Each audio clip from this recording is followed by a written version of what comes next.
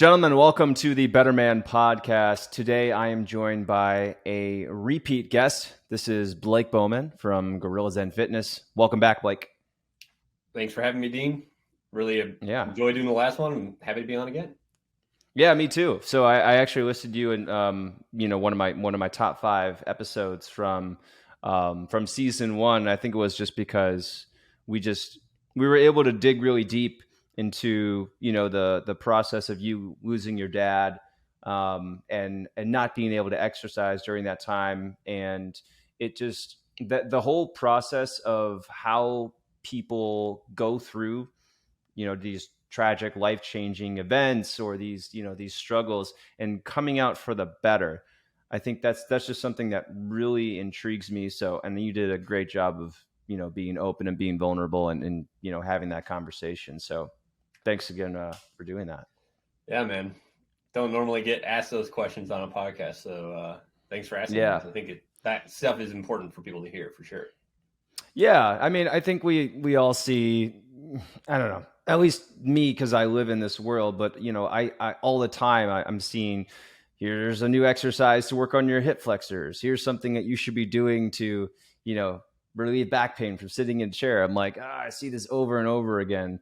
But I want to work more on, my mental health, or I want to address some of these other aspects that people aren't talking about. So, that's what I try to do with this. But we talked about a lot of stuff that last show, and I kind of wanted to go into some of the other habits and some of the other topics that I thought that you would be good for talking about. So some things I want to touch on in this episode. Let's talk about men and testosterone. That's something we haven't explored on this podcast yet. I also want to explore specifically with you, what are some things that you do in your day-to-day lifestyle that differ from what I think most people do, and what differences do you experience as a result of that, or what are some things that you don't have to struggle with as a result of that? And then I want to introduce the concept of biohacking, and we can delve into this a little bit more. But let's just start off with the big punchy topic, right? Testosterone. I think we see a lot of there's a lot of marketing that's aimed at addressing men's general concerns of testosterone loss. I mean, I know some of that's just going to happen with age. There's a general decline of testosterone as you get older, but there's also a quicker decline these days just because of the lifestyle that we're living and other threats. So I'm just curious, like, is testosterone as big of a threat as it's made out to be? What do you think? Yeah, more specifically, I would say low testosterone is right. Oh yeah, I'm not. There's too much high testosterone levels. People are too healthy. Yeah. It's terrible. Too much testosterone. Too toxic out on these streets. No, man, Low testosterone. I mean, first of all, if we're going to even conversate about testosterone, we have to establish what that is. It's the primary male sex hormone. Both men and women have testosterone. Men have more. What does it do? Well, it's primarily responsible for what we consider generally to be male characteristics: body hair growth, facial hair, your physical strength, ability to build muscle, your ability to have a confident demeanor, to have energy, the clarity of your thought. All of these things are actually correlated and influenced to a degree by testosterone. The more testosterone you have, the more enhanced all those things will become. All right. Higher testosterone individuals, typically they're more strong, they have more body hair, they have an easier time growing a beard, their voice is lower, they're able to build more muscle more effectively, so on and so forth. And testosterone typically declines about like 1% per year on average from the age of 30 and beyond. So naturally, our testosterone from the age of 30 onwards, don't quote me on that, there's new research on this all the time, but basically somewhere around the age of 30, it starts to decline gradually until the end of your life. And that's natural. However, we have a lot of people running around nowadays that are low in testosterone and they're like 20 years old. Okay. I have a lot of friends that are doctors that do things like regenerative medicine, and you'd be incredibly surprised how many 20-year-olds have sexual dysfunction, low testosterone, so on and so forth, because our bodies are under attack, frankly, from multiple angles, and it affects our hormonal systems, our endocrine system, primarily the most. All right. So when we eat, foods that are packaged in plastic, we're getting a lot of plastic in our diet. A lot of those are endocrine disrupting chemicals. When we put a cell phone in our pocket and it's operating in our pocket, that's blasting our gonads with electromagnetic fields. There are a lot of things that we're doing nowadays that are causing people to have low testosterone before they're even 30. So it is a big problem, because with lower testosterone, you're going to be physically weaker. You're going to put on body fat more easily. You're going to struggle with growing facial hair. Your confidence, your energy is all going to be impacted negatively when testosterone is low. Testosterone has a major mental effect. And when you're deficient in testosterone, all the things that testosterone is responsible for start to suffer. So yeah, it is a big problem for sure. Got it. So what I'm thinking of as you started talking about this was kind of this works both ways, as in testosterone levels may be high when all of these things happen, but also testosterone is just it's an indicator of how well you are, of how healthy you're being. Or that's kind of just how I think of it. I think of it as testosterone as, it's not something, we don't look at low testosterone levels and think, okay, well, I just need to get like a testosterone shot, or like, what's the testosterone supplement that I need? Right. Or like, what's that? Cause that's just going to make it all better. When really, I think the approach, and you can talk about this more, should be, what are the habits that I need to be doing on a regular basis that reflect overall health? And as a result of doing these, my testosterone levels will go up because, so I guess I'm kind of getting at, is testosterone an indicator of overall wellness in men, or is it different than that? Yeah, I mean, it absolutely is. It's not like the only factor that you want to consider if you're doing like blood work. All right. There's obviously many other things, your, glucose levels, and anything else in blood work, your inflammation levels.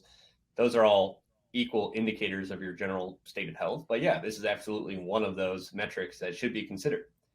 And unfortunately, a lot of people, once they discover they have low testosterone, their solution is just to do whatever it takes to get testosterone back in quote unquote optimal range.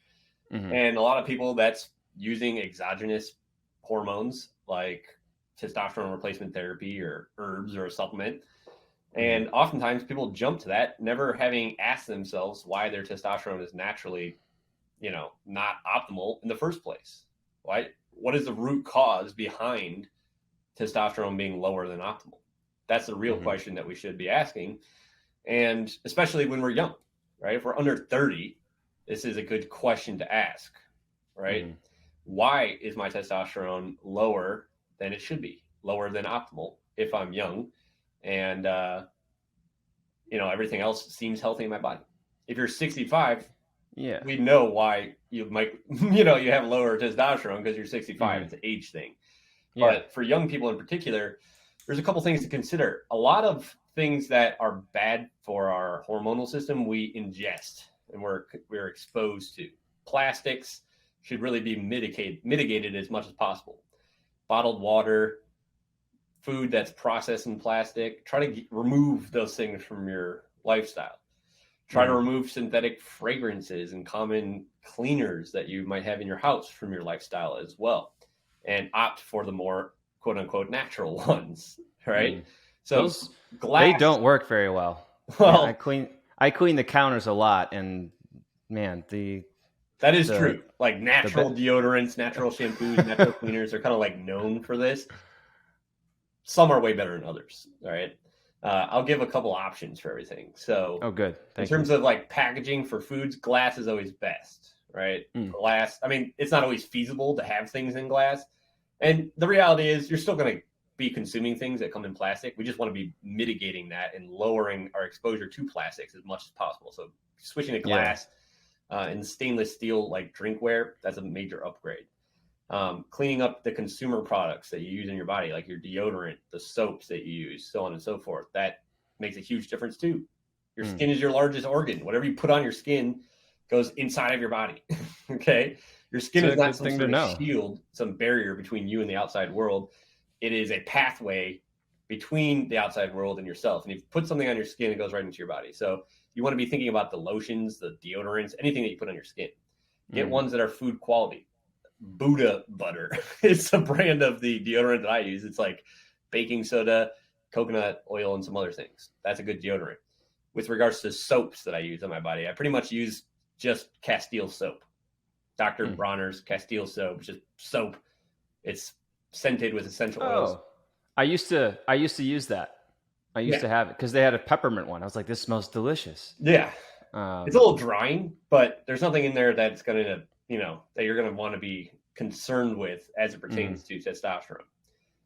Natural shampoos are important too. Omega Organics has an amazing shampoo that is like all freeze-dried fruits and vegetables and other things like that. Wow. It's cool. You could basically eat it. I mean, I wouldn't recommend doing that, but it's all like food grade except for one ingredient in it, which is like soap nut.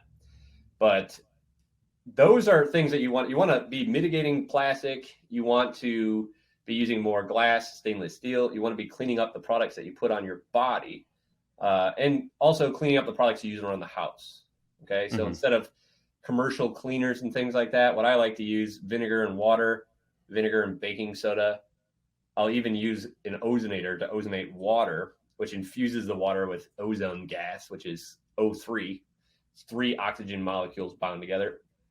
That's actually a potent cleaner. It's used a lot industrially in hotels, in water treatment plants, things like that. You can actually infuse water with that and use that as a cleaner on all of your surfaces. Okay. Things like that, very important. Cleaning up the products that you use in the food that you consume, preferably too, you'd be eating a diet that's organic, right? When you're not eating organic food, there's a very high likelihood you're getting residue of agricultural processes on the food and you're ingesting it. All right. You don't want that on your food. Organic food, better. All right. So those are some things that you can do for your lifestyle, right? We want to think about what we're putting into our body that's not good for us and figure out those things, swap those items out for healthier options. The other thing we want to consider is what are we supposed to be putting into our bodies that we're not? And those are the nutritional precursors that your body needs to make testosterone in the first place. Your body is not just going to make testosterone for you if it's deficient in the vitamins and minerals that are needed to make testosterone in the first place. All right. So some of these are like vitamin D, magnesium, zinc. You can get these in supplemental form. You can get them from foods as well. All right. Generally speaking, there are 2 kind of superfoods that are animal-based, quote unquote, that are loaded with a lot of these nutrients that your body needs to make testosterone in the first place. They are oysters and beef liver.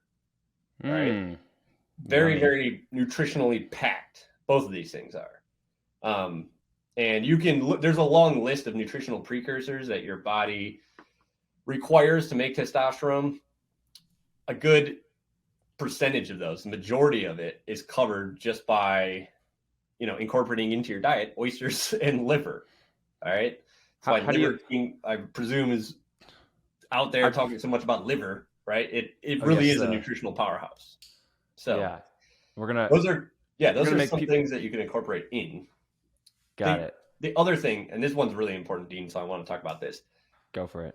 Stress management. Okay. Yeah.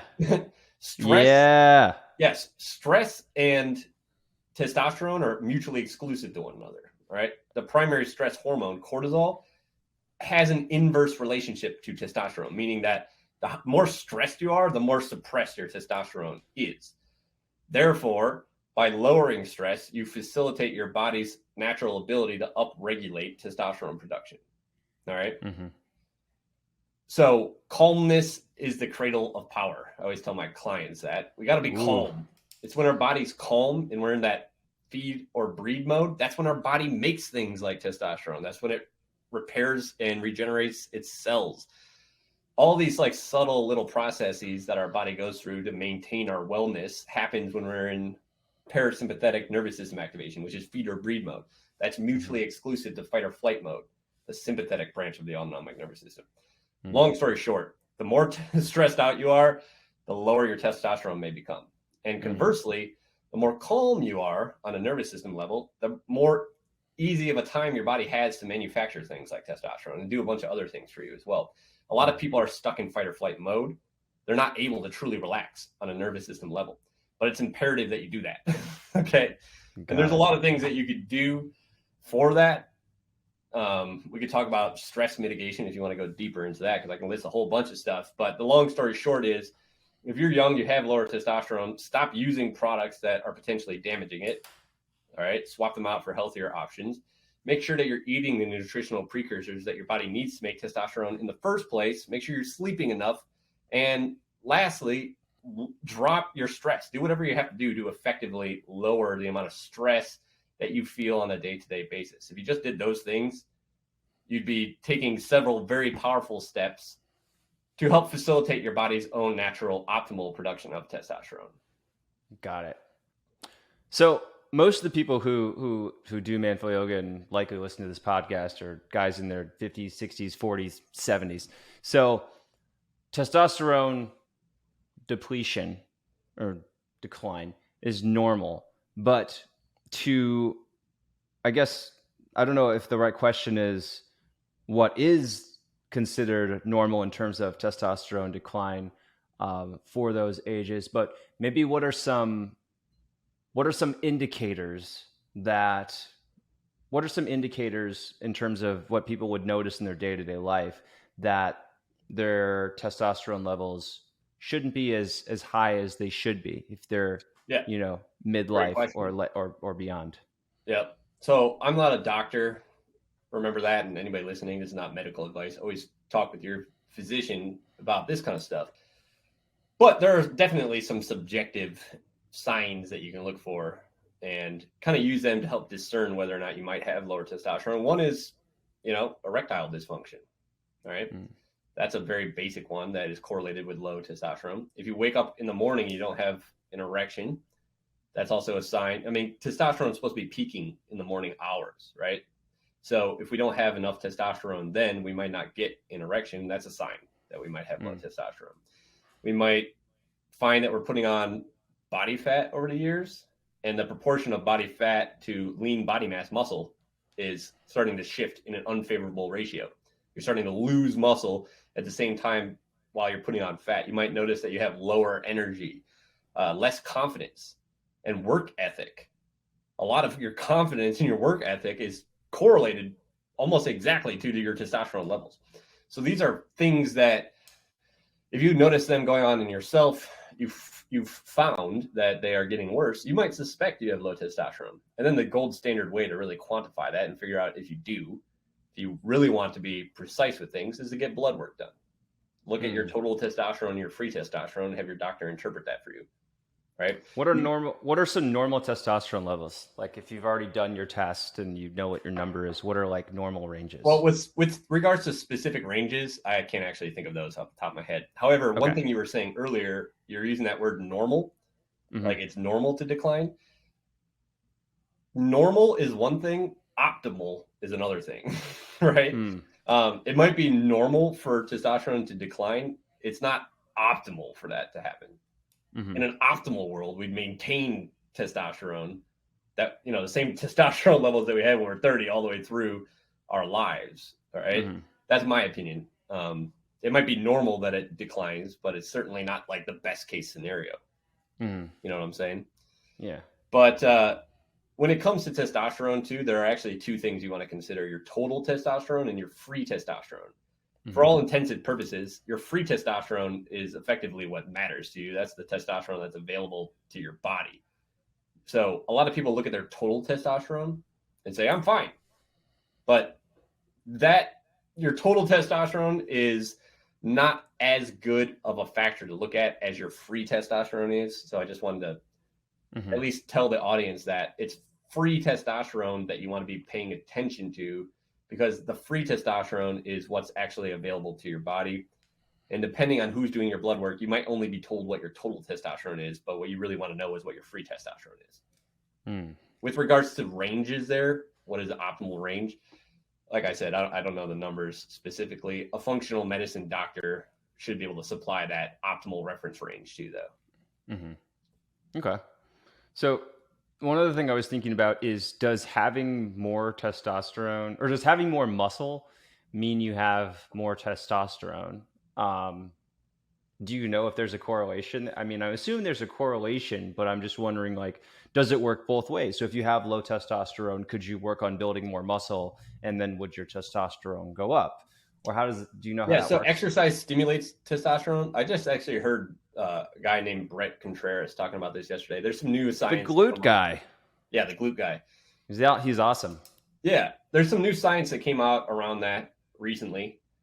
And we used to think that basically compound strength training stimulates testosterone release. And I believe it's still proven to do that.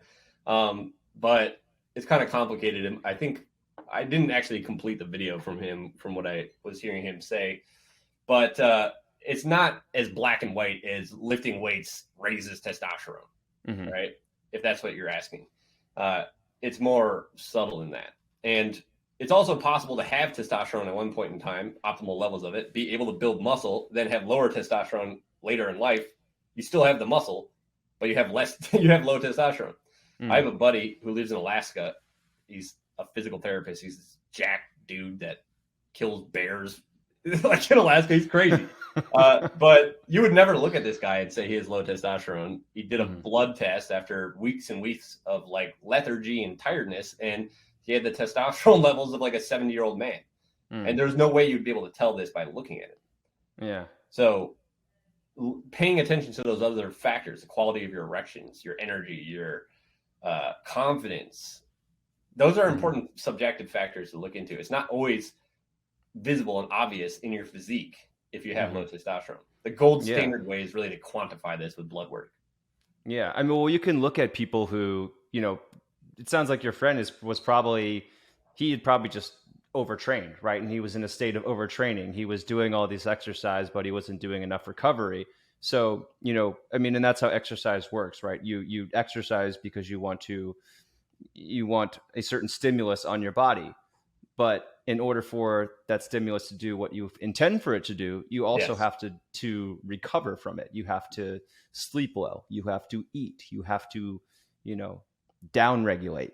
So, something that I find interesting is, you think about like a super macho guy who works out a lot, who's at the bar drinking a lot, who's like slamming cheeseburgers, who's like talking shit to everybody.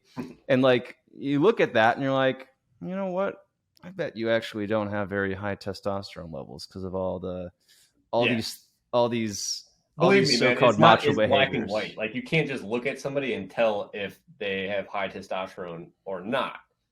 It's such a contentious subject that there are entire YouTube channels out there of people trying to figure out whether somebody is quote unquote natty or not. Are they supporting their hormones artificially, or are they natural? Because obviously if they are supporting their hormones unnaturally by using steroids or something like that, that raises their overall levels. But there are entire channels that do this because it's not so black and white. You can't really tell just by looking at somebody, right? You can see somebody in a bar like that. You might think that they have high testosterone. They might not. You could also see somebody like my buddy who's really jacked. You for sure would think that he has higher testosterone. He doesn't. It also changes. It's not something that just stays static. Yeah. What to like finish his story? Like if you have a bad night of sleep, that could affect it.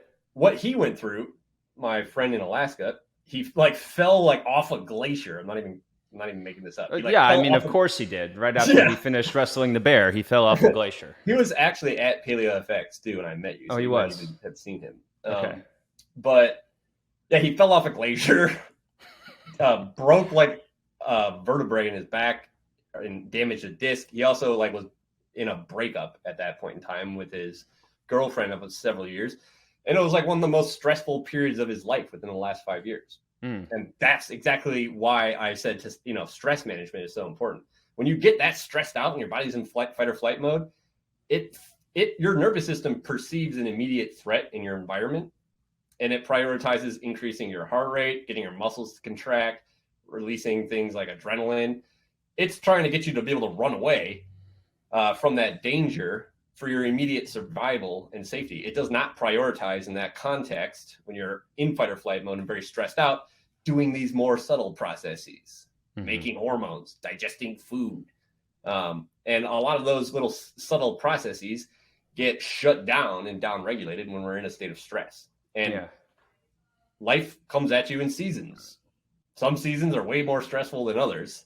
And during those really stressful seasons, you can expect there to be a subsequent decline in your testosterone, right? So testosterone changes a lot too, and there's cycles and patterns to it.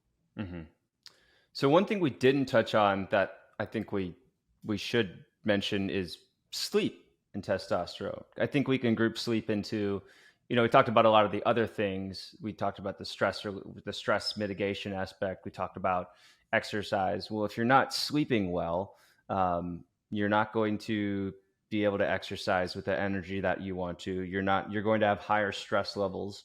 You're going to be making poor decisions in terms of your nutrition. So, how important is sleep, and what's the optimal amount of sleep, and what are the, what are some aspects of that? You nailed it there. Even mild sleep deprivation can create cognitive impairment equal to that of a drunk person. I remember reading that in a study not too long ago. Have you read Why We Sleep? What? Have you read Why We Sleep? No. It's an awesome book. It's by God, I can't remember his name right now. Matt. Oh God, I'm just gonna look it up. But the book is called Why We Sleep, and it is Matthew. It's Matthew Walker, and it's just a whole book on like how incredibly impactful sleep is. And he does mention that, if you haven't had sleep for a while, you are like comparatively functionable to a drunk person. Yeah. I saw this study on PubMed for that, but he probably referenced that same study in his book, it sounds like. So sleep honestly should be on that list alongside all those other foundational things that I mentioned at the beginning: the stress management, eating the nutritional precursors that your body needs to make testosterone, and cleaning up the products that you use around your house. When you're not sleeping well, it impairs your cognitive function. It also raises cortisol the next day, your stress hormone. And remember, that has an inverse relationship to testosterone. So you're not sleeping, that raises your stress. The subsequent raise in stress lowers testosterone. So sleep, critical, right? It's so foundational that oftentimes it's overlooked. Even I overlooked it here today in the initial half of this conversation. And it's very important. Some heavy hitting things, I think people know that they need to be sleeping, right? Some heavy hitting things that people can do to improve their sleep quality. There's a couple really simple things that you can do. First of all, wake up and go to sleep at the same time every day. All right. Stay consistent, even on weekends. People throw off their body's internal clock tremendously on the weekends. All right. I have a bunch of health trackers and things like that allow you to see your own health data, but also compare it to the user base of everybody else that has the same health tracker and see what happens. And on all of these health trackers, people's waking and going to bed time changes dramatically on the weekends. Right? They might go to bed at 10 p.m. and wake up at 6 p.m. every day consistently, Monday through Friday. But then as soon as the weekend rolls around, they screw all that up. And that's majorly disruptive to your body's circadian rhythm. So one simple thing you do, make sure that you're going to bed and waking up at the same time every day. Another very powerful thing that you can do, and I know you know about this, it's big in the biohacking world, is using blue blocking glasses at night. I've been using UVEX safety glasses, which are blue blocking glasses, for like 10 years now. Basically, understand this. light from our screens, light from our homes. I'm talking about all screens, by the way, cell phones, tablets, TVs, computers. Pretty much all of these emit blue light. It's within the visible wavelengths of light coming from these devices. When your body perceives blue light, it's effectively being told from the environment that it's noon out, 12 p.m. Right? Those wavelengths of light are only naturally present outside in nature when the sun's out. So it makes your body think that it's nighttime or a daytime when you're exposed to blue light. It suppresses the release of melatonin for several hours and causes you to not feel sleepy. And even if you are able to force yourself to sleep, having suppressed melatonin, your sleep quality suffers majorly. One easy way around this that does not involve you living like an Amish person with only candlelight at night is to wear blue blocking glasses. Okay, that affords you some capacity to still be able to use these devices while mitigating the damaging effects of them by a ton. So blue blocking glasses put on your face somewhere between like 6 and 7 p.m. at night on average, and keep them on all the way until midnight. That shields your eyes from the blue light and prevents that melatonin suppression. And as a result of that, you're going to be able to sleep easier, sooner, and the quality of your sleep will improve as well. And there's a lot of things that you could do to ensure that your sleep quality is optimized. You can make your bedroom cool, 67 degrees. You can put blackout curtains all over the place, make sure it's pitch black in there. Yep. But, and those are important too. But honestly, the blue blocking glasses are such a simple thing, and so many people would benefit from them that definitely makes a list of things that can be done to improve sleep quality for sure. Yeah. I had a really good streak where I was using them like all the time. I had them by the couch where we watch TV. So I would sit down. If we were going to watch TV that night, I put them on. And you notice the difference, because when you put them on and you could still be watching TV with them on or doing something, but you just get tired more quickly. You're like, oh, wow, I like actually feel tired. Instead of when you're watching the TV, you're like, it's like this weird buzz of I'm still awake, but I'm extremely tired. Yes. I'm kind of just existing here right now, but I don't feel great. But yeah, I've definitely noticed the blue light thing. So I actually had the red ones, like true dark, because then you look like Blade, the vampire hunter, which is pretty cool.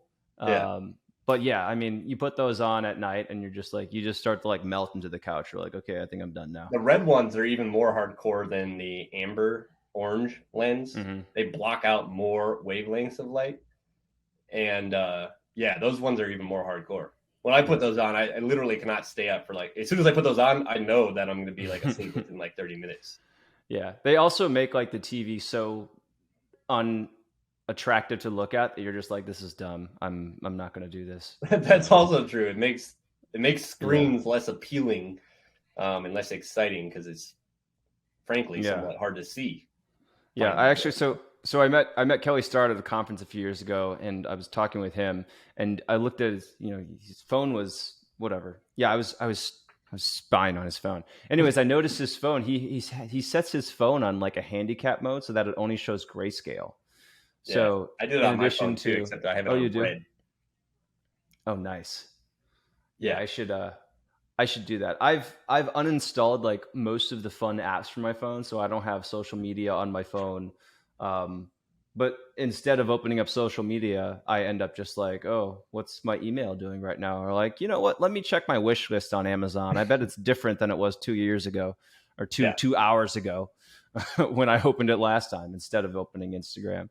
I do want to touch on the apps and the changing the settings on your phone. And there's like a lot of blue blocking apps and things that you can get like that. Yeah. Night mode on your phone. Well, before we do that, I wanna like, because we talked about biohacking. We mentioned biohacking, and I know like 95% of the world is like, biohacking. What is biohacking? Yeah. And there's this whole culture behind biohacking. How would you explain it? That's a good question. A lot of people use this term biohacking differently from one another.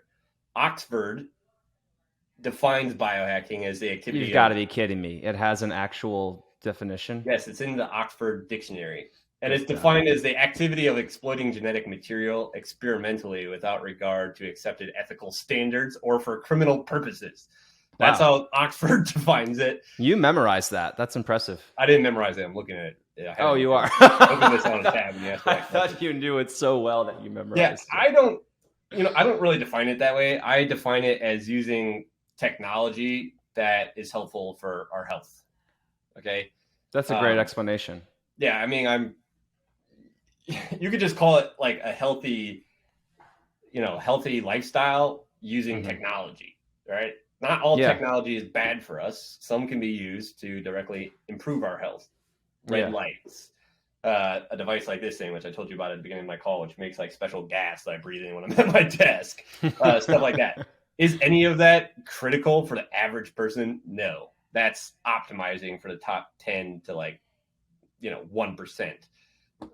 It's definitely not something that you should even consider either until these more foundational aspects of the health pyramid are effectively addressed for you. Your stress, your nutrition, your exercise, your sleep quality, your relationships. There are things on the health pyramid that are more foundational, and that whole health pyramid is hierarchical as well. And the things near the top, advanced supplementation, biohacking, most people should not be focused on those things. They should be focused on these foundational things first. And only if they're looking to optimize things further should they start getting into those higher tiers on the hierarchy. Mm-hmm. I've also seen a lot of people in the biohacking world who are who have autoimmune disorders, so they need that extra boost. Yeah, some people need to optimize for certain things because they're battling some sort of illness. Other people, they're just like obsessive about health and they want to achieve optimal health. Mm-hmm. Most camps, regardless of which one that they're in, they have those foundational things covered, or at least they should before they start experimenting with these less critical things. Mm-hmm. So, one question that I was thinking of. You were talking about something before I interrupted and asked you biohacking. Yeah. There's a lot of stuff that you could do to block blue light. You can swap out all the LED CFL light bulbs in your house, put incandescent bulbs in there instead. You can get crystal rock salt lamps, put those all over the place. You can download all the apps for all your devices that block blue light. It's somewhat cumbersome to do all that. I've taken those steps in my life here because I'm really anal about this stuff. But that's very work intensive and it's a lot more for most people to chew on. The simple act of putting glasses on your face is way easier to comprehend and implement as a recurring habit. Therefore, I recommend people start with just the blue blocking glasses if they're concerned about blue light.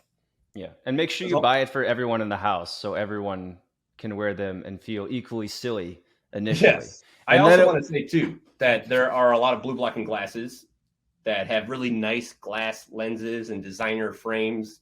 You have some of those yourself, Dean. Mm-hmm. I've had all of them. I've had the really cheap safety glasses, like the UVEX blue blocker ones that are like $15 a piece. I've had like designer frame ones that are several $100s. And frankly, I prefer the cheap UVEX blue blocking safety glasses that you can get on Amazon. They're durable. They block the sides too, so no debris comes in because they're safety glasses, but it shields your eyes from the sides. They fit great.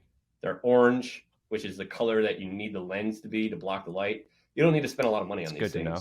Yeah, I recommend those to most of my clients. Yeah, it's a good reminder for me to put them back by the couch because it makes a difference, man. It makes a difference for sure. Yeah. So, what we talked a lot about testosterone, and you're just, I think you definitely are. You're more knowledgeable than I am about this, and you're in these circles. Why do you think men are so concerned with testosterone? Because it's just one indicator of our overall health.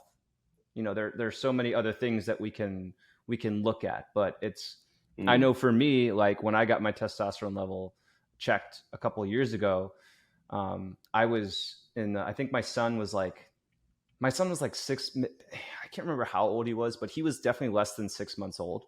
So we were still getting up at night, right? We were getting up multiple times at night and like, doing all that. And the day before I got my testosterone test, I was like, Marissa, you got to let me sleep tonight because I want to have like the best sleep I can before I go in and get my testosterone levels checked.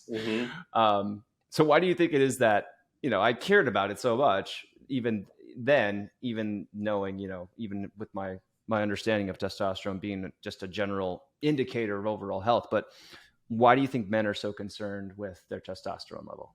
Yeah, that's a really good question. I think there's like probably multiple answers to that. One is just the awareness that has been raised in recent years, largely attributable to the internet, around how important testosterone actually is. People are now starting to understand that more. And they understand how their low energy, their weight gain, their lack of strength in the gym, and all these other things are possibly correlated with testosterone. So I think that there's a broadening awareness of the importance of testosterone, coupled with and married with the fact that people also are learning and hearing that lots of people have low testosterone and it's a problem for many people. Therefore, they ask themselves, is this a problem for me? How can I fix this? It gets on our awareness map in that way. That's probably the main reason. The second thing that I would say is probably responsible for that is fitness is hot again. Fitness moves in cycles, the demand for it in the marketplace. And we're in a point in time now where fitness is in high demand again. You got Instagram influencers, everybody out there showing off their body, and your physique is very, very much so influenced by your hormonal levels, right? If you're a man and you want to have, six-pack abs, you want to be shredded, you want to be ripped, you want to be vascular, you want your muscles to be full, and you want to look pumped, having more testosterone really helps with that. So I think the other side of the spectrum is people desire to appear a certain way. Aesthetics are important to them, and they understand that testosterone largely influences that, and they want to improve their own physique. So they look to testosterone as the answer for that. Okay. I have such a different understanding of fitness and of health than, most people, which, because this is what I do. So I'm just, I'm having difficulty understanding why someone would lead to the, like, I need to know that my testosterone levels are high so that I'm healthy. Whereas it seems to me like it should be the other way around. Like, yeah, your testosterone, like if you work out, if you do all these things, then yeah, you're going to have high testosterone levels. So I'm just like, am I missing something, or am I like, what do you think? Was I able to convey what I'm thinking? You don't understand why there is so much interest in testosterone? I don't understand why people are looking at the other way around from what it should be. Because people are looking at it like, I want to get my testosterone levels higher so that I can do all of these things and be healthy and look good. Whereas in reality, I feel like it should be, if you work out, if you have achieved a certain level of fitness, if you're managing your stress, if you're eating well, if you're doing, if you're sleeping well, if you're doing all these other little habits that are going to help with mitigating your things that disrupt your health, then you're going to have high testosterone levels. See what I'm saying? Like, people are looking at this backwards. Yeah, I think a lot of that's just human nature going real deep. Humans like to find the one thing, the one factor that they can fix, and then that it fixes all their problems, right? What's the one pill I can take? What's the one exercise I can do for this? What's the one thing I could say to the girl at the bar to make her fall in love with me, right? It's like, none of these things exist. There's no one silver bullet. But I think a lot of people think that silver bullet is, for them, testosterone. For one reason or another, what they've been told online, what their doctor told them, they latch onto it and they become obsessive over it. Right? Okay. It is important, but to your point too, there are many other things that are important, and you don't want to put what is that saying? The carrot before the stick? That's not right. Something like the horse before the carriage before the horse. Though I don't know. I don't have a horse or a carriage, so I have no idea. Yes. People are putting the end result on a pedestal instead of the things that would bring about the end result. Oh, you're thinking Miley Cyrus. You're focusing on the mountain peak instead of the journey. Yeah. I think that's what a lot of people are doing. Yeah. Okay. You know? But I don't know. That's just my guess. That's what we're pondering here. Mm-hmm. So let's talk a little bit more about, I guess I'm kind of curious now about exercise and testosterone, because to me, it seems like there has to be a balance of exercise. Like you have to do things that challenge you, that build muscle, that help with reducing stress, that help with, improving body composition. But on the other hand, you probably also have to do things. If you just do that all the time, you're going to end up burnt out, and, it's not going to be. Yeah. So on the other end, I guess I'm wondering, do you have to do strength training in order to improve testosterone? I wouldn't say that you have to. It definitely helps, though.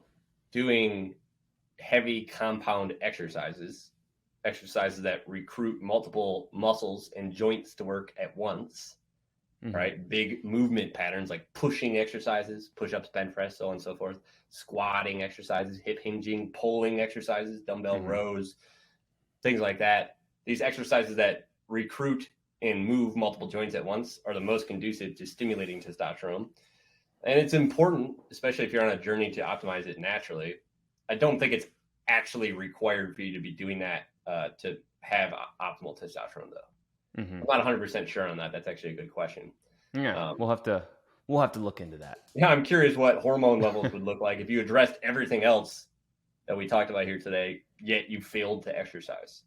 Yeah. I'm not frankly sure how important it is in the equation. Yeah. Obviously, I train, I lift weights about 5 or 6 days a week, and I have ever since I was 16. I have very high testosterone levels. But I also do a lot of other things to optimize for testosterone. But that's a good question. I don't really know. Yeah. Well, let's talk about that since we're on it. I've told you this before, but you're sitting in your cozy cabin wearing your extremely cozy looking cardigan. I don't have a cardigan because it's too damn hot here. It's 95 degrees all the time in Austin, Texas. Still? So, I mean, it's quite honestly, it's about 3:00 right now. It's probably 92 degrees. Wow. Yeah. I thought it would have cooled off by this time of the year. Yeah, no, I don't know, man. I don't know why I don't know why I'm here, but this is where I live. Yeah. Grew up in Cleveland, went to school in Wisconsin, and now I'm just sweating all the time. Yeah. So you live in, you live a kind of a relatively remote lifestyle, and I'm just kind of curious, and you do all these things for your health, and you also are, you're removed from a lot of the stresses that I think a lot of other people have. And I'm just kind of curious, what are some things that you do that are pretty different from, I think, what most people do on a day-to-day basis? Let's just think of like the average office worker, 9 to 5, driving in somewhere, maybe working from home, but generally inactive, maybe working out once per day, and just trying to figure out how to create this fitness equation. What are some things that you do that are pretty different from that, and what are some of the results of that? What are some big differences that you experience as a result of those different behaviors? That's a good question, man. And it's also very broad. Yes. Let me ask you a broad, vague question and see what you say. Yeah. I also don't really like comparing myself to other people. Mm-hmm. I just don't like playing that game. Yeah. However, I understand like what you're asking me here, and I think I can at least say a couple things and describe the benefits that I've received from doing things the way that I do things. So what I'm asking is, what are the struggles that you hear about from other people that you don't experience as a result of what you do? So the first one is stress, right? I think a lot of people in the world experience way more stress than I do. And there's a couple of reasons for that. One of the biggest things is, like you said, I live in the woods in a cabin, and it wasn't always like this for me. I grew up in Detroit, and I spent the first 28 years of my life there. I'm 32 now. So I have contrast. I know exactly what it's like to live in the woods versus living in the city. And I'll tell you one thing, my stress dropped by like 80% the very same day I moved from Detroit out into the woods. Right? I feel like my soul can actually breathe here. I'm in nature. I'm surrounded by trees. There are tons of studies on what the Japanese call nature bathing, which is just spending time in nature, immersing yourself in it. It could be the beach, it could be the woods, mountains, whatever.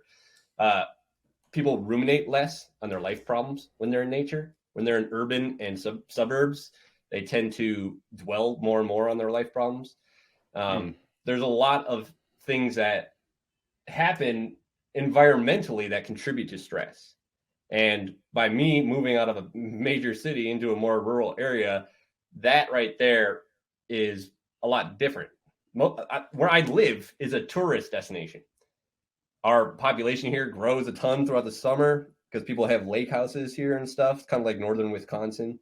And then in the winter, it like drops down a lot. There's not a lot of industry here. There's no jobs. So people that don't make their living online, they don't stay here year long.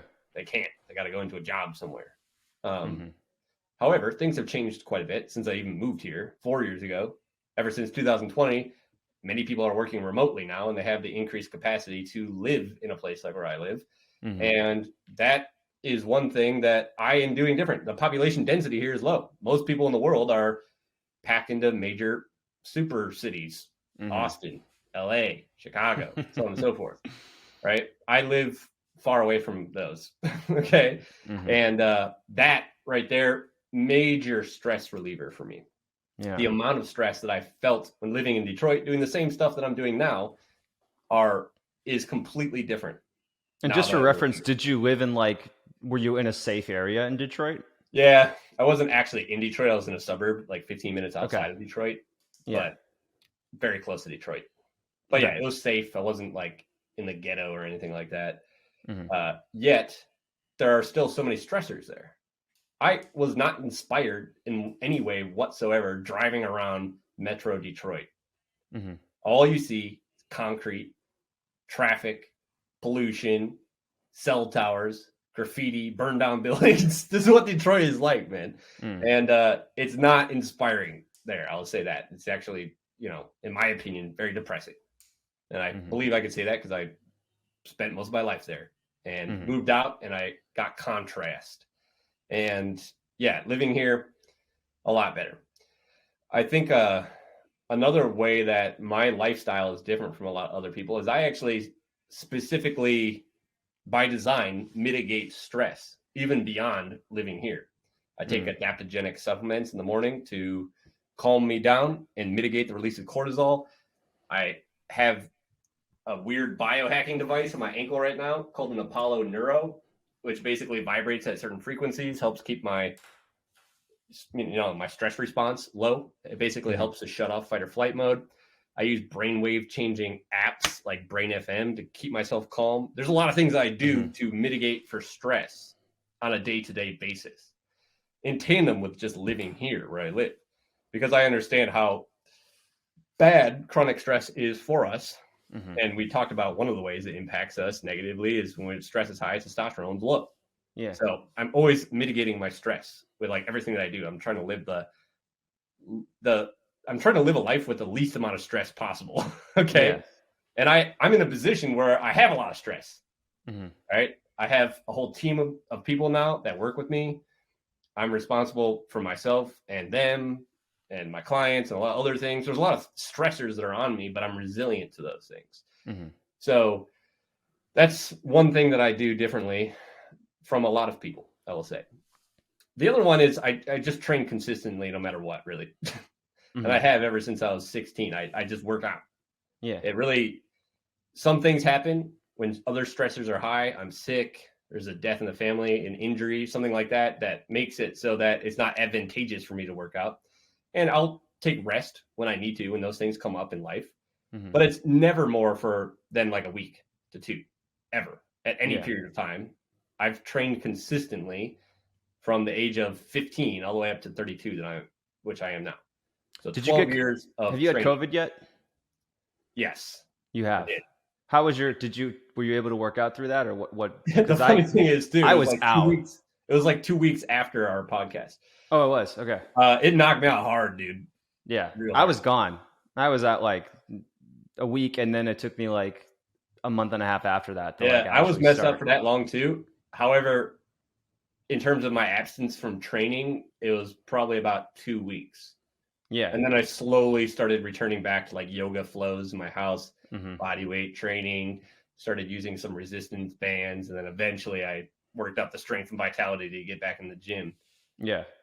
So yeah, that knocked me out real hard. Yeah. I won't lie. That was rough. However, staying in trend with the consistency, after about 2 weeks, I was back at it, moving around and training again in some form, not with the same intensity I had before, but in some form. Mm-hmm. You know, consistency is much better than intensity. Yeah. Most people bring too much intensity, not enough, consistency. And totally agree with that. The intensity at the beginning makes it such that they can't sustain that, and it suffers. The consistency does, right? Yeah. So it's better to start off things slowly, whether that's a new yoga practice, strength training protocol, anything. It's better to start off slowly with manageable actions that you can do repeatedly than it is to bite off way more that you can chew right off the bat, become overwhelmed, and then have that affect your consistency ongoing. Yeah. No, I totally agree. Were you going to say anything else in terms of differences in your life? I think you did 2 great ones. Yeah, I mean, it's so broad. I'm a weirdo, man. I live in the woods in a cabin. I got a machine that makes gas. Like, I do a lot of things that are... What's one of those weird things that you think is like not so weird that somebody could try it and they would notice its impact? Or do you think it's the aggregation of all of these things that you do together that provides? It's definitely the aggregation of all these things. Some have a very instantaneous benefit, like wearing the blue blocking glasses at night. Mm-hmm. So when I'm talking to an audience of people that doesn't know about all these things, I like to just talk about the things that are very effective and they can feel. Mm-hmm. Mitigating blue light exposure at night, very powerful thing. Mm-hmm. Managing systemic inflammation levels is important too, right? Mm-hmm. A lot of people are inflamed to the gills, and the incorporation of like anti-inflammatory herbs can make a huge difference with that. Mm-hmm. But yeah, I don't want to like go all over the place too much because there's a lot of things that I could talk about. Yeah. Like I literally have like copper rods next to me filled with shungite. I got this like crystal glass bowl that I play sometimes to I thought you were going to put it on your head. I mean, I guess I could do that, but yeah, it's definitely not meant for that. Oh, that's awesome. So the time this podcast is released, I will have released a solo podcast on injuries and talking just about how injuries are just a common part of exercise. And how frequently do you get like minor injuries? And I'm assuming you work out just for training and for general health purposes, but do you still get injured? Do you still get like little injuries from time to time? Well, my main forte now and area of expertise is enhancing human movement, biomechanics, mobility, flexibility, posture, muscular imbalances that we have. Mm-hmm. And in my opinion, 90% of injuries that just come about over chronic overuse, 90% of injuries that you cannot correlate with blunt force trauma, car accident, fell off a glacier, something like that. 90% of those injuries are due to one of those other factors: poor biomechanics, poor posture, muscle imbalances. All right. So I optimize for that. That's what I teach mainly. And these are things that I'm doing on my body all the time. So the amount that I get injured is very infrequent now. Yeah. I might strain a muscle if I do something weird once every like 2 months. However, I'm a huge believer in corrective exercise. I used to be injured all over the place. I had injuries all over. I had a surgery on my right shoulder, multiple joint injections, and I basically fixed myself with corrective exercise and made it such that my body is way more resilient to injury. Do injuries still happen? Yes, but rarely now. I might, like I said, get a muscle strain that would heal on its own in a couple days, once every month or two, but nothing major beyond that. However, muscle imbalances, postural misalignments, mobility, flexibility issues, super common in the general population. So my, injury rate is a lot different than the clients that I work with and the general population at large, because a lot of them are sitting for hours on end. They have poor posture, a handful of mobility and flexibility issues in key joints. We talked about like the ankles at the beginning of this. Yeah. And that leads to injuries. If you can't move well and you are still asking your body to move, something's going to break down as a result of that. Yeah. So I think we did a good job talking about that in the first episode we did. So if you're curious about that, go back and listen. And so much of what you're saying just goes like belongs on my homepage, like improving joint bone, fixing mobility, correcting muscular imbalances, all that stuff. So we're on the same page with that. There's a lot of people that don't necessarily understand how important those things are. Oh yeah. Right. A lot of people are concerned about their form during an execution of an exercise. And arguably, that's for good reason. It's very important. Yeah. However, your execution and your quote unquote form on the exercise is one half of the equation. Your body's capacity to move and move well, your mobility, your muscular balance, your posture, your body's alignment before you even do the exercise. That's also very important. Yeah. Right. You can be executing exercises with perfect form, textbook technique. But if your body is riddled with mobility issues, you have muscle imbalances, you have poor posture, even doing exercises with perfect form can result in injury. Yeah. So I think that form is very important, but it's overemphasized. And the way that the body actually moves is underemphasized in most people. Well, you could look like you're doing it properly, but if your glutes aren't firing, or if you don't have enough transverse abdominal strength, or like you just... That's exactly right. You can't really tell by assessing somebody's form what musculature is being recruited and firing. There's a lot of things there. What do your warm-ups look like? Because something that I talk about with something that I promote super hard with people who do manful yoga and are using it with other, with other resistance training or with running. I'm like, dude, you got to just do some manful yoga warm-ups. Just do some of these these runner or these weight training warm-ups that I've designed. And I swear your workout is going to be 10 times better. Your joints are going to feel better. What do you like to do for your warm-ups? Yeah, I think that's a good question, by the way. Everybody knows warming up is important. Most people use warm-up processes that are not effective. Right. They just do lighter. I'm going to warm up for bench press by doing lighter bench press. I'm like, oh, well, maybe we can do something else. I think is better than what a lot of people do. A lot of people don't even do that. You know what a lot of people do? They go to the gym and they get on this stationary bicycle for 5 minutes, or they walk on the treadmill for 5 minutes, and then they go right into their workout, right? So all that's doing is elevating your heart rate, increasing general circulation. It's not preparing your neuromuscular system, specifically the muscles that you're training, nor is it preparing those joints for the workload that you're about to put them under.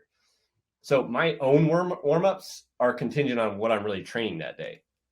I work out like a bro, kind of like a bodybuilder. I isolate my body. I'll do like a pushing day and then a lower body day, like a back day. I segment the body in this way. And my warm-up is contingent upon what I'm doing.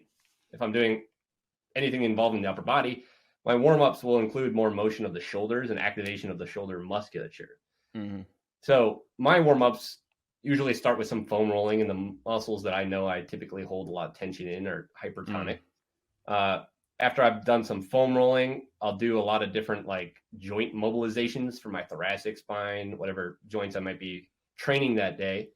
I'll do some rotator cuff warm-ups and some controlled articular rotations of my joints, joint cars are what they're called. Yeah. Like moving my shoulder back, really making sure I'm controlling the entire range of motion with my musculature and building that mind-muscle connection as I'm making these really slow joint movements. Basically, you want your warm-up to be sort of like a miniature workout, something that's going to actually cross over to strength training, right? If you warm up like a runner, but you're about to go strength train, there's not a lot of correlation there. So, it's different for, depending on what I'm training that day, but it involves joint mobility work, foam rolling, muscle activation, and oftentimes corrective exercise too.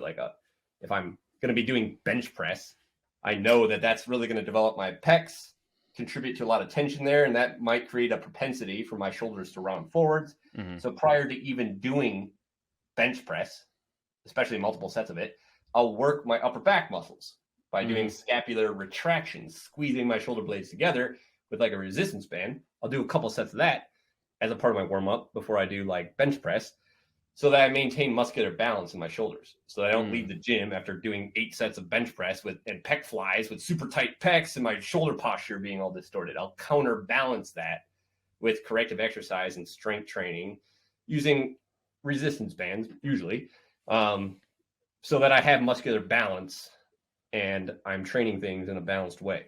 Okay. Does that make sense? It does. Yeah, I like that. Well, we've already done part 2 of the podcast the first time we did this episode, but I wanted to ask you one more question to kind of cap this off. Maybe give people something to try out, some sort of inspiration. What's a biohack other than we talked about the glasses, but what's a biohack that's helped you the most in terms of your overall health? Something that you think could be really good question. The answer for that, I already know exactly what I'll tell you. I have a lot of things. I have tons of stuff, man. All right. I got red light therapy devices, lasers, pulsed electromagnetic field machines, all sorts of things, hands down. And I was actually going to make a video on this, like my number one biohack, sauna. The sauna. Yeah. People love the sauna, man. Yeah. I mean, it doesn't matter if it's like a Finnish sauna, a traditional sauna with like an oven in it, a heater, or an infrared sauna. They're all very beneficial for multiple reasons. They do so many things. There's such a panacea that people out there, like what we were talking about at the beginning, people are looking for like a silver bullet, the one thing that they can do. If everybody just did sauna several times a week, I honestly believe that the world would be a better place. Sauna is amazing for stress mitigation, right? When you're really stressed out and you do a good sauna session, you can literally like feel it like melting off of your body. It's crazy. Yeah. You just de-stress rapidly in a sauna. It increases circulation, right? It has some hormonal effects. It's detoxifying. It helps with recovery. It's a panacea. It's like one thing that you can do that has 500 different benefits, right? And a lot of people can't afford a sauna. A lot of gyms, LA Fitness, it's like standard in there, right? So end your workout with a sauna. You get so much benefit from it. It's also something that you can do on your off days when you're not training to help accelerate recovery. It's a form of active recovery, right? Get your heart rate up, get you sweating, put your body under a little bit of a stress, but not so much so that it's going to overwhelm your physiology like another strength training workout might if you had trained for 6 days in a row. It's a very light stressor for the body and one that helps you recover. It's very good for stress. It's very good for building muscle. It's good for everything. And that's why it's my number one thing. Nice. Yeah, great answer. It's something that comes up a lot. We've had this, I think we've had like 5 people answer sauna when I've asked them that question. Yeah. I first started using it like religiously in 2013 when I still belonged to LA Fitness before I even started doing anything online. And I used it every day. And then in 2018 or 17, I bought an infrared sauna for my house. And I use that thing almost every day in the winter, first thing in the morning. It's such a powerful thing for me that before I even started accumulating any of these other health technology gadgets that I have around me, the first thing that I got was that sauna. Clear Light is a good brand. They also sell these saunas that they're like tent saunas. You put like a lawn chair in them and then you zip. I've seen that. Yeah, I mean, I'm not gonna lie. They look ridiculous, but they look ridiculous. Man. Your head is popping out. Your like head's just popping out of like this little box. It looks silly. Yeah. But those have the same benefits as other saunas do. All right. It looks a little silly, but these are way more affordable and you can put it in your house. You don't have to, you just take it right out of the package and open it up. It allows you to get all the same benefits from a sauna. So if you live in an area where you don't have access to a sauna and you don't think you have the budget, the time, or the resources to install a full-blown sauna in your house or the space for it, those are a really good option. Yeah. Yeah. If I didn't have the sauna that I have, I would have one of those. Yeah. I will say it's I went to a sauna studio a few times over the past year. I thought about getting a sauna, and I don't know. For some reason, I just decided not to do it. Well, you But I also went to live in Texas. I know, It's I a could just little bit go different. outside. Yeah. Yeah, I mean, I live in Even, northern Michigan. I'm like 100 miles north of the 45th parallel line, which puts me closer to the North Pole than the equator. So it gets real cold here. right. The heat is very, very nice and relaxing deep in the winter months here. Yeah. In Austin, if it was 95 degrees, are you going to want to go sweat more inside of a box inside of your house? Yeah. It's harder to sell. I was going to say I've been to a sauna studio in Austin. I think I went. I don't know. I think I went in the summer. I think it was the spring. But I could definitely tell. Like I felt a lot. The stress relief benefits were there in terms of just sweating and just getting. It just felt great. I will say that I think it's like other workouts in that you have to like build yourself up to it. Because I would go in and I would stay in for like the full 40 minutes and I would turn it up all the way. And I would just be like, no, I'm a badass. I'm going to do this. I'm just going to tough it out. And then I'd like have a headache all night because I was dehydrated and overheated. You definitely need to build up a tolerance to it, no doubt. Yeah. And I think I remember you posted some content of you in one of those like bag. Yeah. Yeah. So those are pretty cool. So those are just like a sleeping bag that heats up and you have to, you got to wear like a hoodie and like pants and stuff. And like, cause otherwise it'll burn your skin. Those are a great alternative. Yeah. So, yep. All right, dude. Well, I think that was an awesome episode. Thanks again for coming on to the show. Do you have anything you want to tell people or anything to direct people to? Not really, man. I appreciate you having me on again. Always enjoy our chats. I guess, people are looking to see more of my stuff, what I put out there. I can be, reached on mainly YouTube and Instagram.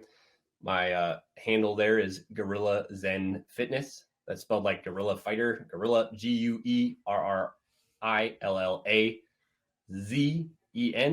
Guerrilla Zen Fitness. That's where you can find me. I talk mostly about corrective exercise, but also holistic health protocols like this and principles, stress mitigation, stuff like that. My main focus, though, is corrective exercise. So helping people fix their posture, their muscle imbalances, their mobility and flexibility issues. Pretty much anybody that's active and has like joint issues, most of them can benefit from the kind of content that I put out there, the videos and other stuff. Yeah. So, and I can confirm there's a lot of really helpful pieces of content that he's put together. I mean, I'm just thinking of your Instagram right now, but there's lots of just little cool exercises that you put on that people can do, in like a minute and just help with those common problems that most of us face in terms of lack of spinal mobility, bad posture, bad hip mobility, just aches and pains. So definitely good stuff. You guys should go check it out. Thanks, man. Cool. Yeah, of course. All right, guys. Well, thanks for joining me on the Better Men podcast. Blake, thanks again for joining me for a second time. And I will see you guys on another episode soon. Take care. If you like that episode, check out this other one right here. I think you're really going to enjoy it. If you haven't subscribed, click this subscribe button over here, and you can listen to the full episodes on any major podcasting platform. Full details below in the description.